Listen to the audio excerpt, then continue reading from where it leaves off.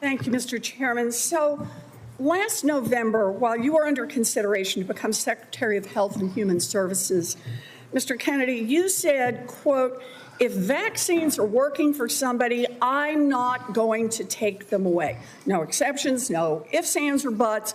You would not take away vaccines from anyone who wanted them. Then last week, you announced that the COVID-19 vaccine is no longer approved for healthy people under the age of 65. In announcing the change, you said the vaccine will be available for anyone who wants it. Now, obviously, both things cannot be true at the same moment. So let's clear this up right now, Secretary Kennedy. Will you tell America that all adults and all children over 6 months of age are eligible to get a COVID booster at their local pharmacy today? Anybody can get the booster. Hey, everyone. Welcome back to the channel. Today, we need to talk about a heated exchange that happened during a Senate hearing with Secretary Kennedy. This one is going viral, and honestly, it raises some really serious questions about trust, transparency, and vaccine policy in the United States. So let's break it down, react to what was said, and I'll give you my honest take on this situation. Anybody can get the booster. I'm sorry? Anybody can get it, Senator. Anybody. So you're saying that is now the official rule of HHS. Anybody is eligible to get a booster by just walking into the pharmacy. It's not recommended for healthy people. No. If you don't recommend, then the consequence of that in many states is that you can't walk into a pharmacy and get one. It means insurance companies don't have to cover the $200 or so cost. As Senator Dr. Cassidy said, you are effectively denying people vaccines. We're not going to recommend a product for which there's no clinical data for that indication. Is that what I should be doing? What you should be doing is honoring your promise that you made when you were looking to get confirmed in this job. You're going like this. And that is, you promised that you would not take away vaccines from anyone who wanted them. You just changed the classification of the COVID vaccine. I'm not taking them away from people, Senator. It takes it away if you can't get it from your pharmacist. Well, most Americans are going to be able to get it from their pharmacy for free. Most Americans will be able to get it from their pharmacy for free. The question is everyone who wants it. That was your promise, Mr. Kennedy, I never promised that I was going to recommend products for which there is no indication. When you said... And I know you've taken $855,000 from pharmaceutical companies, Senator. Did you hold up a big sign saying that you were lying when you said that? Because you are the one who said you would not take them away. Now, Senator Kennedy, I'm not taking them away from anybody. Secretary, you want me to indicate a product for which there is no clinical data?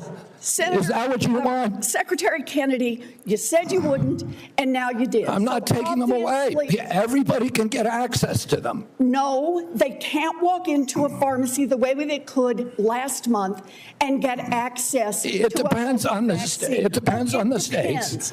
A year ago, but they can still get it. Everybody can get it. Everybody can get it, Senator. So look, let's move on. You clearly are taking away vaccines. I've seen the list for what's coming up next, and that is the agenda for the next CDC vaccine panel. And first up is ratifying your COVID actions. Second is hepatitis B is on the agenda. So should Americans expect you to take away hepatitis vaccine access as well, even though you promised not to? As I said, I'm not taking vaccines away from anybody. Okay, same answer, right? You're just going to deny that when people can't get access, that you're not taking it away. Then let me ask you, is that the same game you're going to play with me? You want me to recommend every product in the world?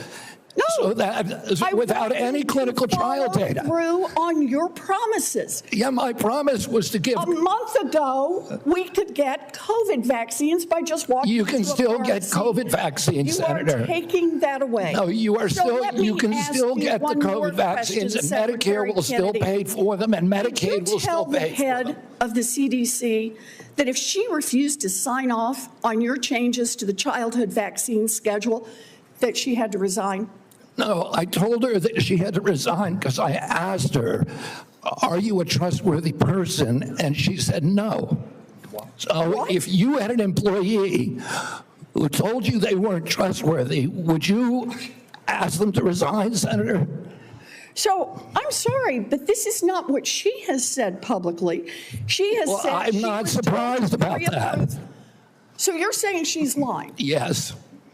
Every conversation I had with her, there And were let me get this witnesses. straight. This is the same person that less than a month earlier, you stood next to her and described her as unimpeachable. And you had full confidence in her, and that you had full confidence in her scientific credentials. And in a month, she became a liar? Is Yeah, that what you you're should saying? ask her what changed. And by the way, a month ago, you were voting against her. Oh, because you thought she was either incompetent, ineligible, or unsuited to the task. I voted Now I against her agree because with I you. was afraid she was going to bend the knee to you and Donald Trump.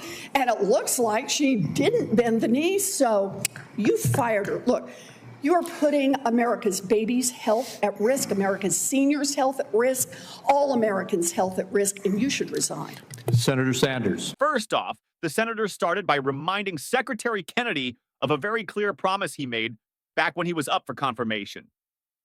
Kennedy said, and I quote, "If vaccines are working for somebody, I'm not going to take them away. No exceptions, no ifs, ands, or buts." Sounds pretty straightforward, right? A promise that anyone who wanted a vaccine could get it. But fast forward to last week, Kennedy announced that the COVID-19 vaccine is no longer approved for healthy people under 65. The senator immediately pointed out the contradiction. How can you promise not to take vaccines away, but then announce that healthy adults under 65 can't get them under the same terms as before? Now, here's where things got really tense. The senator asked Kennedy directly, can every adult and every child over 6 months old still walk into a pharmacy and get a COVID booster today? Kennedy said, anybody can get it. Anybody. But then, in the same breath, he clarified that it's not recommended for healthy people. That's where the problem lies. Because when something is not recommended, in many states, pharmacies won't give it to you. Insurance companies don't have to cover it. And that means the vaccine isn't as accessible as Kennedy made it sound. The senator pressed hard on this, saying that effectively Kennedy was denying people vaccines, even if he didn't want to admit it. Kennedy's defense? He argued that he can't recommend products that don't have enough clinical trial data for certain groups. Okay, fair point. Public health policy should be based on data. But here's the catch.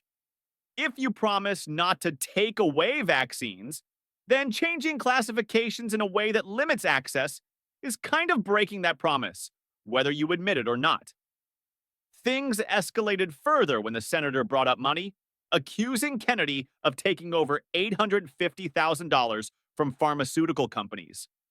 That's a heavy accusation, and Kennedy didn't directly address the number, but he kept repeating that he wasn't taking vaccines away. Honestly, watching this exchange, it's clear both sides are playing politics. On one hand, Kennedy is technically right that the vaccine still exists and people can get it, at least in theory.